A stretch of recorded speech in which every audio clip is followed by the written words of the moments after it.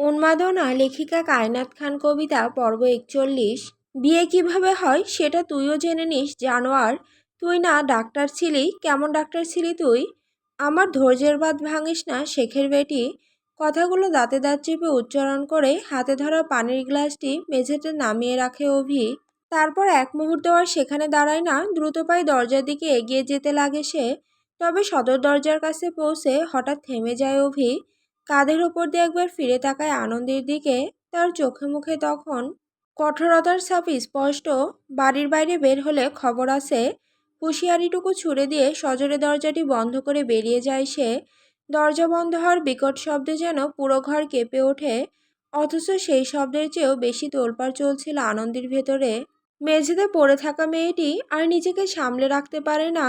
নিঃশব্দে গড়িয়ে পড়তে লাগে চোখের পানিতে। বুকের ভেতর জমে থাকা অসহায়তা আর কষ্টগুলো যেন একে একে বেরিয়ে আসতে লাগে দীর্ঘশ্বাসের সঙ্গে। একসময় তার মনে হয় ফুলের পাপড়ির মতো কোমল যে জীবন একদিন রঙিন স্বপ্নে ভরা ছিল, সেই জীবন আজ এভাবে এমন নির্জন বিবর্ণ আর যন্ত্রণাময় পরিণতির মুখোমুখি দাঁড়ালো। কোথায় হারিয়ে গেল তার হাসি, তার নিশ্চিন্ত দিনগুলো? শরীর জুড়ে তখন প্রচণ্ড ক্লান্তি, সকাল থেকে না খাওয়া, পেটটাও ক্ষুধায় মোচড় দিয়ে ওঠে।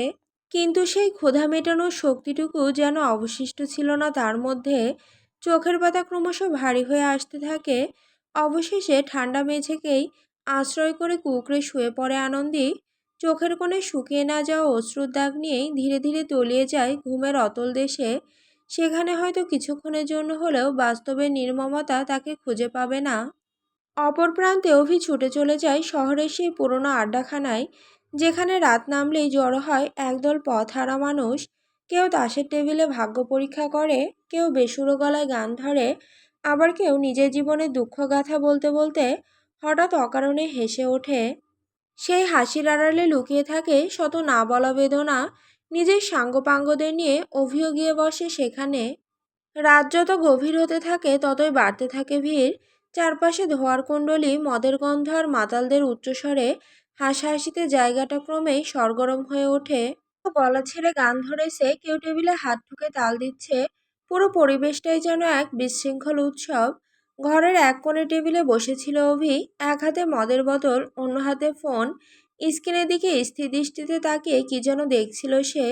মুখে কোনো ভাবান্তর নেই, অথচ চোখের গভীরে জমেছিল অদ্ভুত এক শূন্যতা।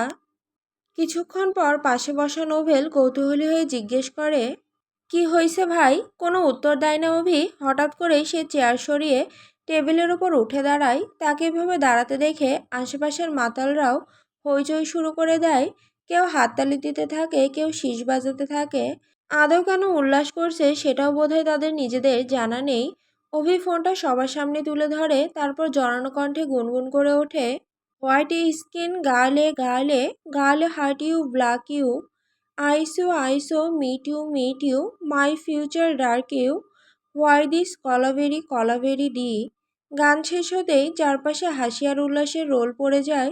কিন্তু আশ্চর্যের বিষয়, কষ্টের গান শুনেও সেখানে উপস্থিত কেউ কষ্ট পেল না।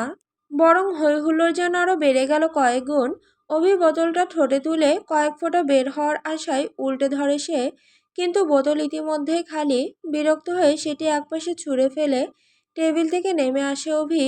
পাশের এক মাতালের হাত থেকে গ্লাস ভর্তি মদ নিয়ে কিছুক্ষণ নির্বাক তাকিয়ে থাকে তরলটির দিকে, যেন স্বচ্ছ সেই পানীয়ের ভেতর কোনো হারিয়ে যাওয়া উত্তর খুঁজছে। তারপর গভীর একটা নিঃশ্বাস ফেলে আবার গেয়ে উঠল, হ্যান্ডলা গ্লাস, গ্লাসলা কস, eyes full tear you, empty life you, girl you come you, life reverse gear you, হ্যাঁ love you, oh my love you, you should me for you, I want hear you now you, God I am dying now you, she is happy how you, why this kolaveri di. শেষের লাইনগুলো গাওয়ার সময় তার ঠোঁটে হাসি থাকলেও চোখ দুটো ছিল সম্পূর্ণ নিস্তেজ। চারপাশের হইচই, তালি আর মাতালদের উল্লাসের ভিড়ে কেউ খেয়াল করে না গানটা আসলে মজা করে গাওয়া হলেও গানের আড়ালে লুকিয়েছিল একজন মানুষের গভীর একাকিত্ব আর অপূর্ণতার দীর্ঘশ্বাস। সারা রাত নেশা আর উচ্ছৃঙ্খল আড্ডায় ডুবে থাকার পর ভোর গড়িয়ে সকাল হয়ে এলে বাড়ির পথ ধরে অভি। এত দীর্ঘ রাত কাটানোর পরও তার মনে একবারের জন্য ঘরে থাকা নতুন বউটির কথা আসেনি। সকাল প্রায় 9টার দিকে বাড়িতে ফিরে সে সিঁড়ি বেয়ে সোজা দোতলায় উঠে যায়। ডাইনিং রুম পেরিয়ে নিজের কক্ষের দিকে যেতে তার চোখে পড়ে ঘরের দরজা খোলা। মুহূর্তেই কপালে ভাঁজ পড়ে যায়। দ্রুত পায়ে ঘরে ঢুকে চারিদিকে তাকাতেই দেখতে পায় আনন্দী সেখানে নেই। এক অদ্ভুত অস্বস্তি চেপে বসে তার বুকে। গলা যেন হঠাৎ শুকিয়ে আসে। ঠিক তখনই বারান্দার দিক থেকে কিছু একটা পড়ার শব্দ ভেসে আসতেই সেদিকে ফিরে তাকায় অভি। অভি আর দেরি করে না, দ্রুত পায়ে বারান্দায় গিয়ে দাঁড়ায়। সেখানে গিয়ে যে দৃশ্য দেখে তাতে তার দৃষ্টি কয়েক সেকেন্ডের জন্য স্থির হয়ে ওঠে। মেরুন রঙের একটি শাড়ি পরে দাঁড়িয়ে আছে আনন্দী। সদ্য গোসল করে এসেছে বোধহয়। ভেজা চুল গামছা দিয়ে মুছছে ধীরে সুস্থে। সকালের কোমল আলো এসে পড়েছে তার ওপর। অভি চারপাশে একবার চোখ বুলিয়ে নেয় কেউ দেখছে কিনা। কাউকে না দেখে বুক ভরে নিঃশ্বাস ফেলে সে। তারপর পেছন থেকে আঁচলের কোণা ধরে বলে, শাড়ি কই পাইলি? পেছনে না ফিরে আনন্দী উত্তর দিল, আলমারি থেকে। অভি ভ্রু উঁচু করে বলে, কিভাবে বুঝলি ওটা তোর জন্য আনা হয়েছিল? অন্য কারোর জন্য তো হইতে পারতো। আমার আরেক বউয়ের জন্য ধর। দড়িতে ভেজা গামছাটা মেলতে মেলতে আনন্দী নির্বিকার গলায় বলে, আপনাকে মেয়ে দেবে কে? কথাটা শুনে অভির ঠোঁটের কোণে হাসি ফুটে ওঠে।